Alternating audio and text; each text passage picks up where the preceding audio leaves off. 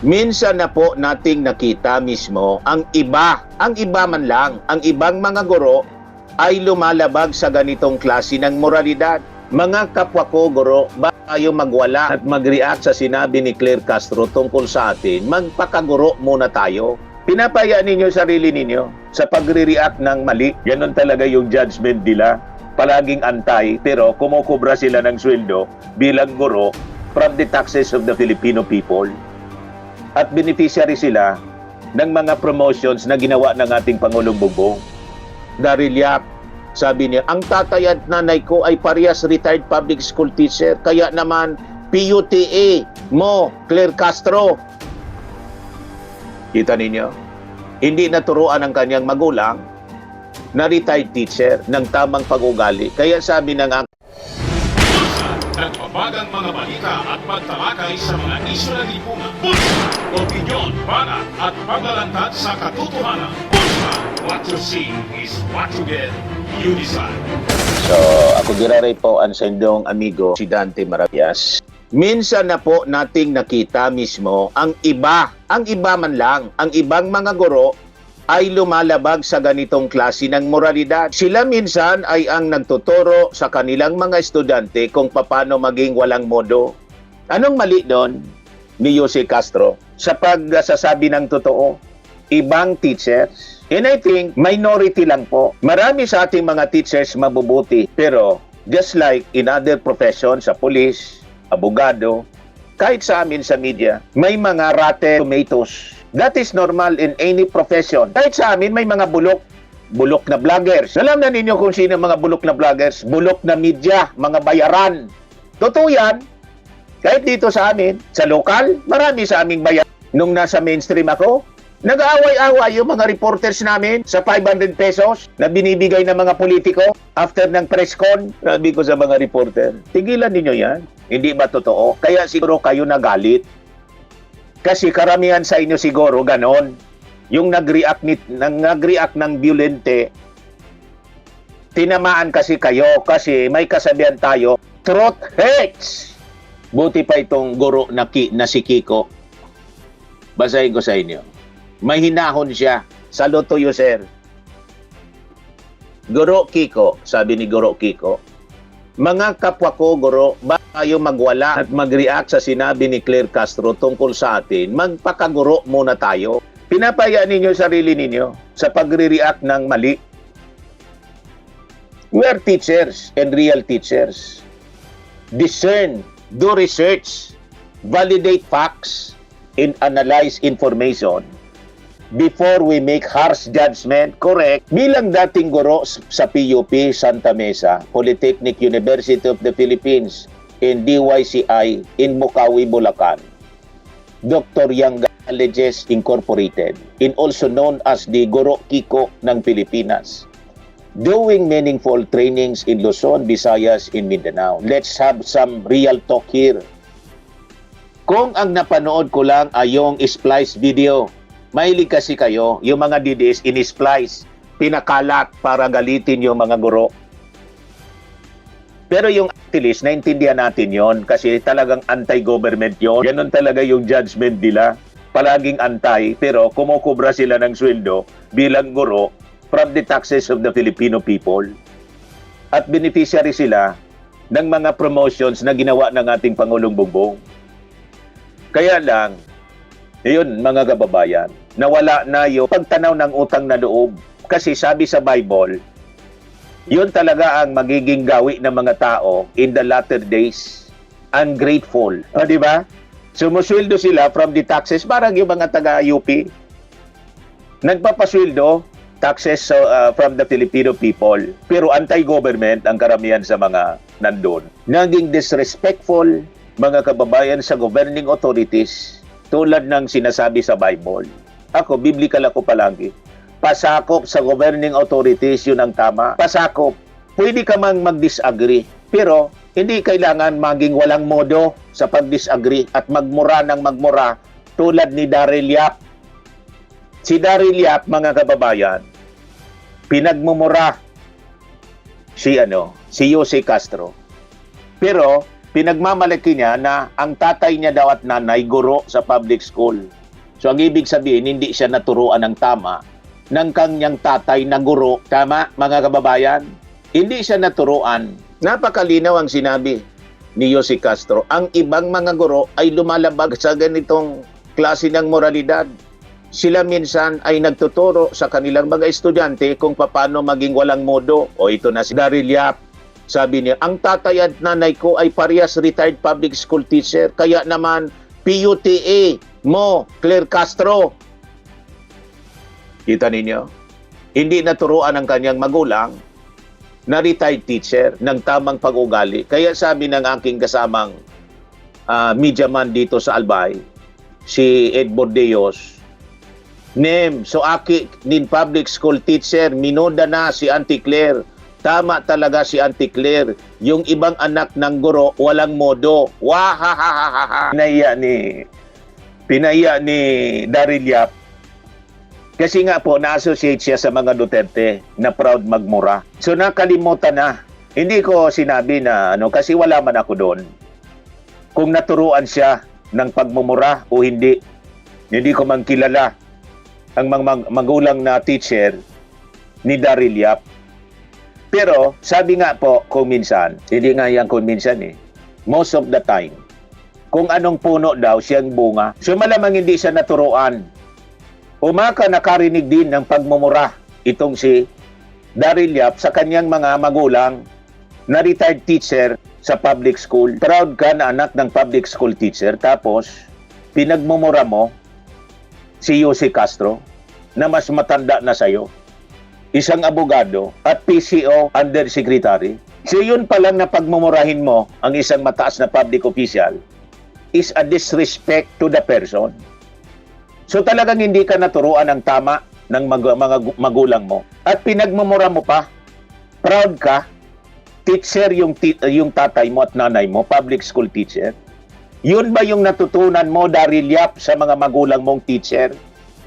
Kaya tama itong si Ed Bordeos. Tama talaga si Auntie Claire. Yung ibang anak ng guro, walang modo. Kasi nga, associated kayo sa mga walang modo na mga politiko. Yun ang natutunan, mga kababayan, ng maraming kabataan ngayon. The culture of pagiging walang modo.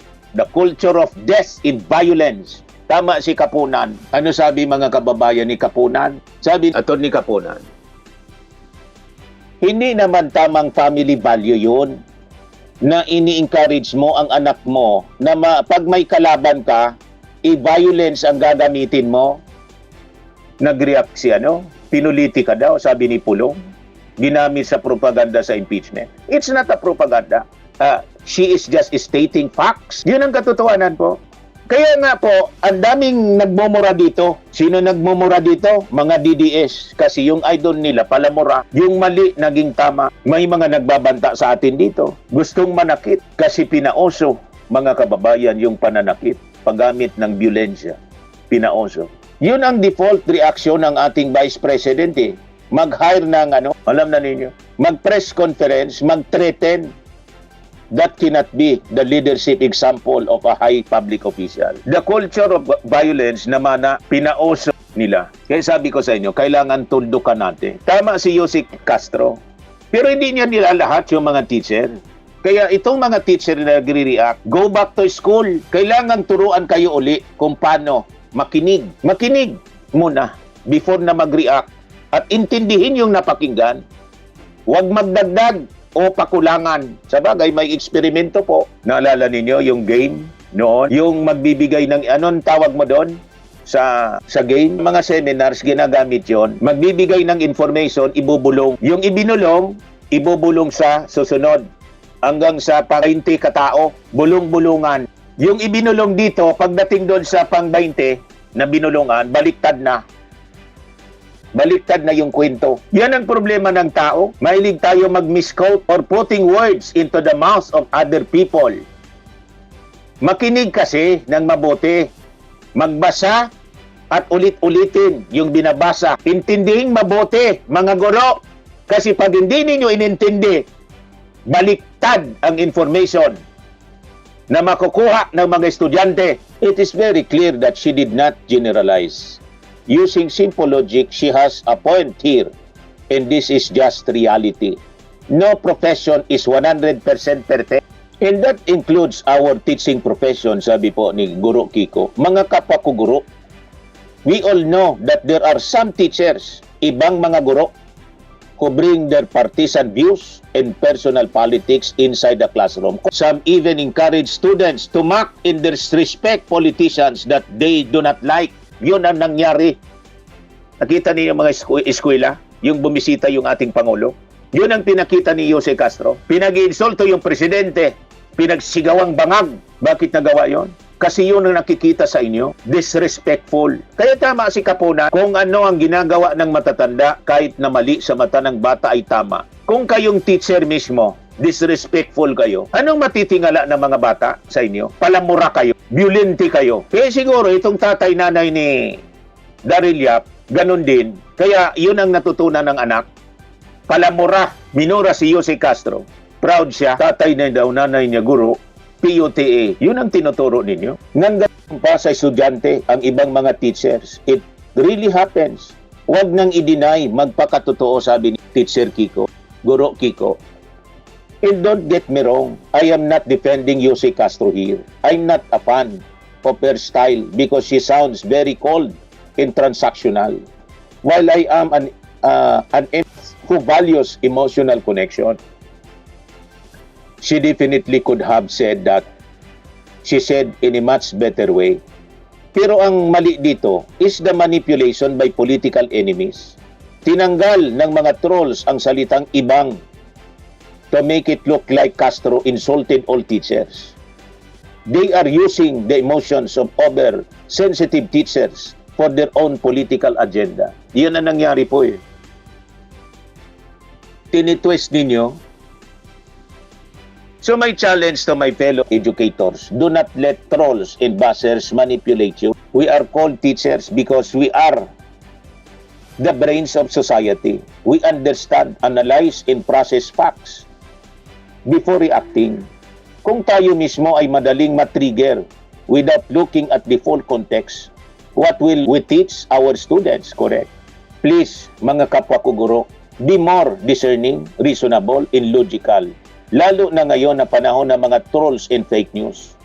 Do not fall to fake news and do not let personal hatred cloud your judgment. Yes, there are a few bad apples, but it does not mean the entire teaching profession is bad. Let us be critical thinkers so we do not become pawns in political games. Correct? Buti pa ito matino. Yun lang po mga kapwa ko guro. Sana nakatulong sa paglilinaw ng issue about us. Teachers in post ko ito. Guro Kiko ng Pilipinas. Ngayon, yung kaibigan kong abogado, ito pala muna.